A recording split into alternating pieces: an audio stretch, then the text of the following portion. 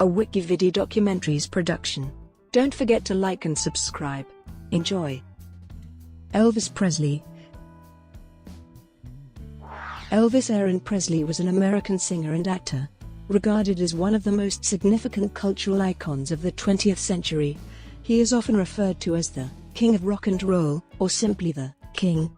Presley was born in Tupelo, Mississippi, and relocated to Memphis, Tennessee, with his family when he was 13 years old.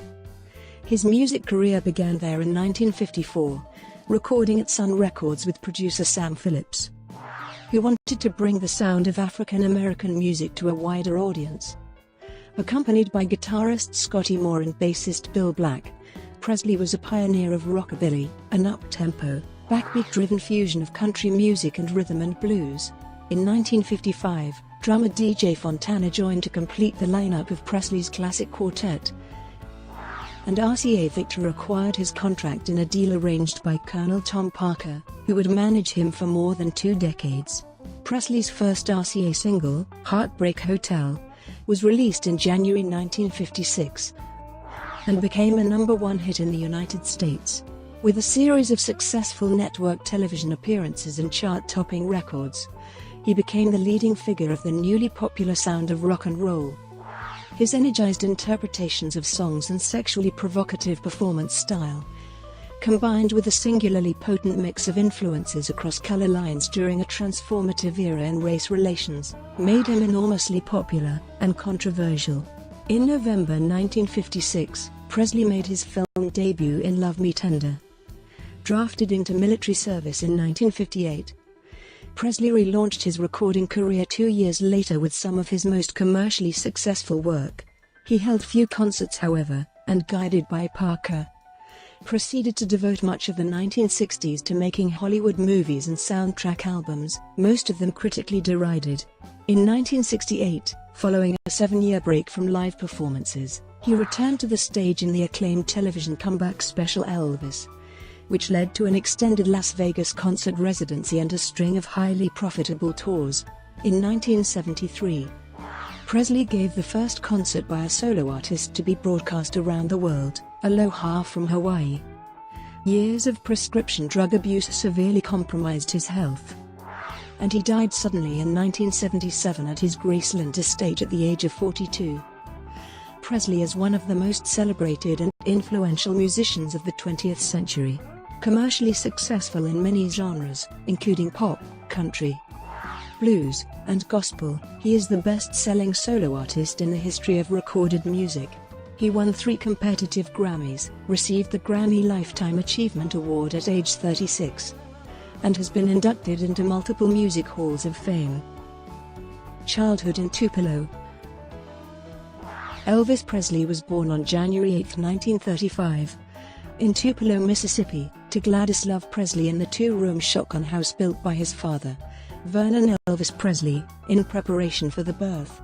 Jesse Garden Presley, his identical twin brother, was delivered 35 minutes before him, stillborn. Presley became close to both parents and formed an especially close bond with his mother. The family attended an Assembly of God church, where he found his initial musical inspiration. On his mother's side, Presley's ancestry was Scots-Irish, with some French-Norman. Gladys and the rest of the family apparently believed that her great-great-grandmother, Mourning Dove White, was Cherokee. The biography by Elaine Dundee supports the idea, but at least one genealogy researcher has contested it on multiple grounds. Vernon's forebears were of German or Scottish origin. Gladys was regarded by relatives and friends as the dominant member of the small family. Vernon moved from one odd job to the next, evincing little ambition. The family often relied on help from neighbors and government food assistance. In 1938, they lost their home after Vernon was found guilty of altering a check written by his landowner and sometime employer. He was jailed for 8 months, while Gladys and Elvis moved in with relatives. In September 1941, Presley entered first grade at East Tupelo Consolidated, where his teachers regarded him as average. He was encouraged to enter a singing contest after impressing his schoolteacher with a rendition of Red Foley's country song, Old Shep, during morning prayers. The contest, held at the Mississippi-Alabama Fair, and Dairy Show on October 3, 1945, was his first public performance. The 10-year-old Presley was dressed as a cowboy. He stood on a chair to reach the microphone and sang, "Old Shep." He recalled placing fifth. A few months later, Presley received his first guitar for his birthday. He had hoped for something else, by different accounts, either a bicycle or a rifle. Over the following year, he received basic guitar lessons from two of his uncles and the new pastor at the family's church. Presley recalled, "I took the guitar, and I watched people, and I learned to play a little bit, but I would never sing in public. I was very shy about it." In September 1946, Presley entered a new school, Milam, for 6th grade. He was regarded as a loner. The following year, he began bringing his guitar to school on a daily basis. He played and sang during lunchtime, and was often teased as a trashy kid who played hillbilly music. By then, the family was living in a largely African-American neighborhood. Presley was a devotee of Mississippi Slim's show on the Tupelo radio station WELO. He was described as crazy about music by Slim's younger brother, who was one of Presley's classmates and often took him into the station. Slim supplemented Presley's guitar tuition by demonstrating chord techniques. When his protege was 12 years old, Slim scheduled him for 2 on-air performances. Presley was overcome by stage fright the first time, but succeeded in performing the following week. Teenage life in Memphis. In November 1948, the family moved to Memphis, Tennessee. After residing for nearly a year in rooming houses, they were granted a 2-bedroom apartment in the public housing complex known as the Lauderdale Courts. Enrolled at L.C. Humes High School, Presley received only a C in music in 8th grade. When his music teacher told him that he had no aptitude for singing, he brought in his guitar the next day and sang a recent hit, "Keep Them Cold Icy Fingers Off Me," in an effort to prove otherwise. A classmate later recalled that the teacher agreed that Elvis was right when he said that she didn't appreciate his kind of singing. He was usually too shy to perform openly, and was occasionally bullied by classmates who viewed him as a mama's boy. In 1950, he began practicing guitar regularly under the tutelage of Lee Denson, a neighbor 2.5 years his senior. Then 3 other boys, including 2 future rockabilly pioneers, brothers Dorsey and Johnny Burnett, formed a loose musical collective that played frequently around the courts. That September, he began working as an usher at Lowe's State Theater. Other jobs followed: Precision Tool, Lowe's Again, and Marl Metal Products. During his junior year, Presley began to stand out more among his classmates. Largely because of his appearance, he grew out his sideburns and styled his hair with rose oil and Vaseline. In his free time, he would head down to Beale Street, the heart of Memphis' thriving blues scene, and gaze longingly at the wild, flashy clothes in the windows of Lansky Brothers. By his senior year, he was wearing those clothes. Overcoming his reticence about performing outside the Lauderdale Courts, he competed in Hume's annual minstrel show in April 1953. Singing and playing guitar, he opened with "Till I Waltz Again With You," a recent hit for Teresa Brewer. Presley recalled that the performance did much for his reputation. "I wasn't popular in school. I failed music, only thing I ever failed. And then they entered me in this talent show. When I came on stage I heard people kind of rumbling and whispering and so forth, 'cause nobody knew I even sang. It was amazing how popular I became after that." Presley, who received no formal music training and could not read music, studied and played by ear. He also frequented record stores that provided jukeboxes and listening booths to customers. He knew all of Hank Snow's songs, and he loved records by other country singers such as Roy Acuff, Ernest Tubb, Ted Daffan, Jimmy Rogers, Jimmy Davis, and Bob Wills. The Southern gospel singer Jake Hess, one of his favorite performers, was a significant influence on his ballad singing style. He was a regular audience member at the monthly all-night singings downtown, where many of the white gospel groups that performed reflected the influence of African-American spiritual music. He adored the music of black gospel singer Sister Rosetta Tharpe. Like some of his peers, he may have attended blues venues, of necessity, in the segregated South, only on nights designated for exclusively white audiences.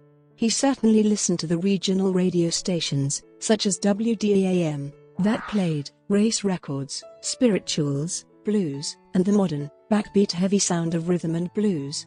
Many of his future recordings were inspired by local African-American musicians such as Arthur Crudup and Rufus Thomas. B.B. King recalled that he had known Presley before he was popular, when they both used to frequent Beale Street.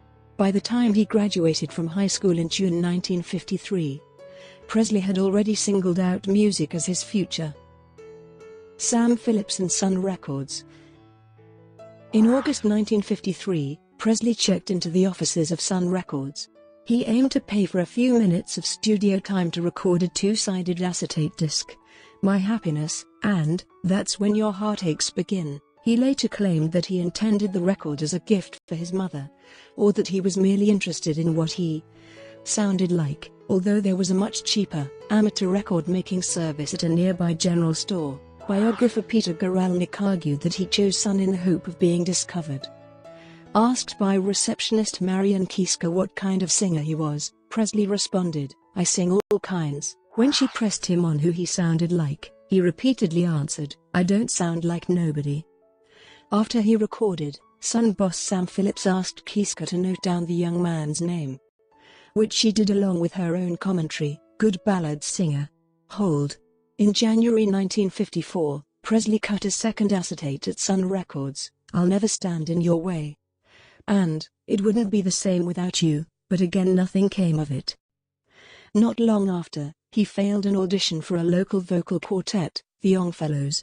He explained to his father, "They told me I couldn't sing." Songfellow Jim Hamill later claimed that he was turned down because he did not demonstrate an ear for harmony at the time. In April, Presley began working for the Crown Electric Company as a truck driver. His friend Ronnie Smith, after playing a few local gigs with him, suggested he contact Eddie Bond, leader of Smith's professional band, which had an opening for a vocalist. Bond rejected him after a tryout, advising Presley to stick to truck driving, because you're never going to make it as a singer. Phillips, meanwhile, was always on the lookout for someone who could bring to a broader audience the sound of the black musicians on whom Sun focused.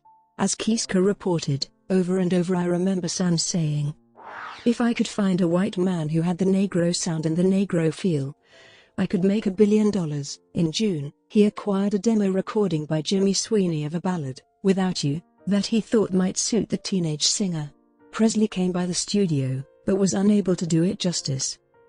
Despite this, Phillips asked Presley to sing as many numbers as he knew. He was sufficiently affected by what he heard to invite two local musicians, guitarist Winfield, Scotty Moore and upright bass player Bill Black, to work something up with Presley for a recording session. The session, held the evening of July 5, proved entirely unfruitful until late in the night. As they were about to abort and go home, Presley took his guitar and launched into a 1946 blues number, Arthur Crudup's "That's All Right." Moore recalled, "All of a sudden, Elvis just started singing this song, jumping around and acting the fool, and then Bill picked up his bass, and he started acting the fool, too, and I started playing with them. Sam, I think, had the door to the control booth open. He stuck his head out and said, 'What are you doing?' And we said, 'We don't know.' 'Well, back up,' he said, 'try to find a place to start, and do it again.'" Phillips quickly began taping. This was the sound he had been looking for. 3 days later, popular Memphis DJ Dewey Phillips played "That's All Right" on his Red, Hot, and Blue show. Listeners began phoning in, eager to find out who the singer really was. The interest was such that Phillips played the record repeatedly during the remaining 2 hours of his show. Interviewing Presley on air, Phillips asked him what high school he attended in order to clarify his color for the many callers who had assumed that he was black. During the next few days, the trio recorded a bluegrass number, Bill Monroe's "Blue Moon of Kentucky," again in a distinctive style and employing a jury-rigged echo effect that Sam Phillips dubbed "slapback." A single was pressed with "That's All Right" on the A side, and "Blue Moon of Kentucky" on the reverse. Early live performances and signing with RCA. The trio played publicly for the first time on July 17 at the Bon Air Club, Presley still sporting his child-sized guitar. At the end of the month, they appeared at the Overton Park Shell, with Slim Whitman headlining. A combination of his strong response to rhythm and nervousness at playing before a large crowd led Presley to shake his legs as he performed. His wide-cut pants emphasized his movements, causing young women in the audience to start screaming. Moore recalled, during the instrumental parts, he would back off from the mic and be playing and shaking, and the crowd would just go wild. Black, a natural showman, whooped and rode his bass, hitting double licks that Presley would later remember as really a wild sound, like a jungle drum or something. Soon after, Moore and Black left their old band, the Starlight Wranglers, to play with Presley regularly, and DJ/promoter Bob Neal became the trio's manager. From August through October, they played frequently at the Eagle's Nest Club and returned to Sun Studio for more recording sessions, and Presley quickly grew more confident on stage. According to Moore, his movement was a natural thing, but he was also very conscious of what got a reaction. He'd do something one time and then he would expand on it real quick. Presley made what would be his only appearance on Nashville's Grand Ole Opry stage on October 2nd. After a polite audience response, Opry manager Jim Denny told Phillips that his singer was not bad, but did not suit the program. Louisiana Hayride, radio commercial, and first television performances. In November 1954, Presley performed on Louisiana Hayride, the Opry's chief, and more adventurous, rival. The Shreveport-based show was broadcast to 198 radio stations in 28 states. Presley had another attack of nerves during the first set, which drew a muted reaction. A more composed and energetic second set inspired an enthusiastic response. House drummer DJ Fontana brought a new element, complementing Presley's movements with accented beats that he had mastered playing in strip clubs. Soon after the show, the Hayride engaged Presley for a year's worth of Saturday night appearances. Trading in his old guitar for $8, he purchased a Martin instrument for $175, and his trio began playing in new locales, including Houston, Texas and Texarkana, Arkansas. Many fledgling performers, like Minnie Pearl, Johnny Horton, and Johnny Cash, sang the praises of Louisiana Hayride sponsor, the Southern-made donut flour company, including Elvis Presley, who famously developed a lifelong love of donuts.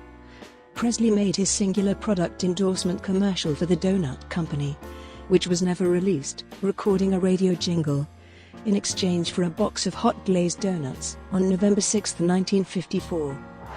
Elvis made his first television appearance on the KSLA-TV television broadcast of Louisiana Hayride. Soon after, he failed an audition for Arthur Godfrey's Talent Scouts on the CBS television network. By early 1955, Presley's regular Hayride appearances, constant touring, and well-received record releases had made him a regional star, from Tennessee to West Texas. In January, Neal signed a formal management contract with Presley and brought him to the attention of Colonel Tom Parker, whom he considered the best promoter in the music business. Parker, who claimed to be from West Virginia, had acquired an honorary colonel's commission from country singer-turned-Louisiana Governor Jimmy Davis. Having successfully managed top country star Eddie Arnold, Parker was working with the new #1 country singer, Hank Snow. Parker booked Presley on Snow's February tour. When the tour reached Odessa, Texas, a 19-year-old Roy Orbison saw Presley for the first time. His energy was incredible, his instinct was just amazing. I just didn't know what to make of it. There was just no reference point in the culture to compare it. By August, Sun had released 10 sides credited to Elvis Presley, Scotty, and Bill. On the latest recordings, the trio were joined by a drummer. Some of the songs, like That's All Right, were in what one Memphis journalist described as the R&B idiom of Negro field jazz. Others, like Blue Moon of Kentucky, were more in the country field. But there was a curious blending of the two different musics in both. This blend of styles made it difficult for Presley's music to find radio airplay. According to Neal, many country music disc jockeys would not play it because he sounded too much like a black artist, and none of the rhythm and blues stations would touch him because he sounded too much like a hillbilly. The blend came to be known as rockabilly. At the time, Presley was variously billed as the king of Western bop, the hillbilly cat, and the Memphis Flash. Presley renewed Neil's management contract in August 1955, simultaneously appointing Parker as his special advisor. The group maintained an extensive touring schedule throughout the second half of the year. Neil recalled, "It was almost frightening, the reaction that came to Elvis from the teenaged boys. So many of them, through some sort of jealousy, would practically hate him. There were occasions in some towns in Texas when we'd have to be sure to have a police guard, because somebody'd always try to take a crack at him. They'd get a gang and try to waylay him or something." The trio became a quartet when hayride drummer Fontana joined as a full member. In mid-October, they played a few shows in support of Bill Haley, whose "Rock Around the Clock" track had been a #1 hit the previous year. Haley observed that Presley had a natural feel for rhythm, and advised him to sing fewer ballads. At the Country Disc Jockey Convention in early November, Presley was voted the year's most promising male artist. Several record companies had by now shown interest in signing him.